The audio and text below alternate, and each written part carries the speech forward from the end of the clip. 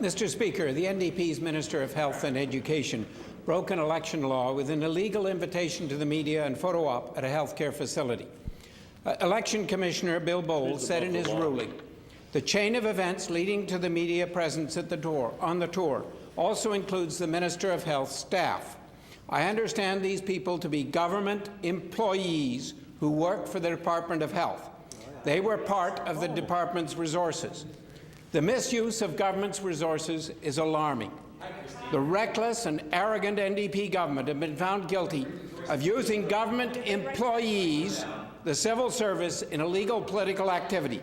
I ask the Premier, on how many more occasions has the government involved civil servants in political activities? The error that was made under the Elections Manitoba Act has been identified by the Elections Commissioner.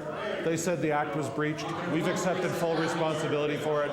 The Minister has apologized to the public yesterday, to the House today. This interpretation of the Act will be used as future guidance to ensure that our behaviour falls within the parameters of the Act. The member knows all of these questions right now and all these answers right now, and the information will provide us guidance in the future, and we take it very seriously. Mr. Speaker, on April 19th, the NDP government again involved civil servants in political activity. As we're well aware, the Assistant Deputy Minister of Immigration was asked to write 2 emails to recruit members of the civil service and members of organizations funded by his department to take time off work to come to a political rally at the legislature in relationship to the funding of immigration settlement.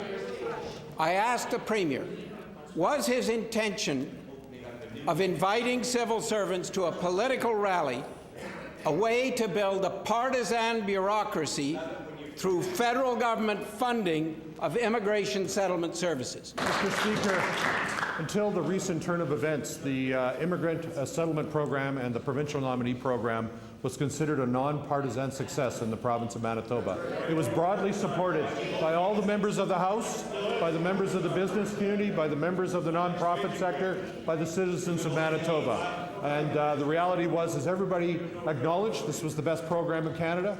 Very high retention rates. 80% of newcomers coming to Manitoba remained in Manitoba. 83% of people were working within 3 months. Over 80% were homeowners within 5 to 6 years. The program was considered a non-partisan success. So the civil servant took actions in the context of a non-partisan program which benefits all of Manitoba, which benefits the economy of Manitoba, which ensures Manitoba is a growing and prosperous province. Mr. Speaker, it's contrary to our democratic tradition of a non-partisan civil service when the Premier and his government are involving civil servants in political activity. It's even worse when the Ministers of Health and Education are involved in illegal political activity instead of doing their jobs. Right. The Minister of Health could have been addressing the chaos of the wait times in hospitals, underscored, of course, by the Brian Sinclair tragedy. The Minister of Education could have been addressing Manitoba's nation-low education scores in math, science and reading. I ask the Premier, what was he thinking when he had his ministers engaged in illegal political activities instead of doing their jobs? Speaker, the Commissioner who reported on the Elections Manitoba breach made it very clear that he did not believe it was an intentional breach of the Act. He made it very clear that that the Act was, in his view, understandably difficult to interpret.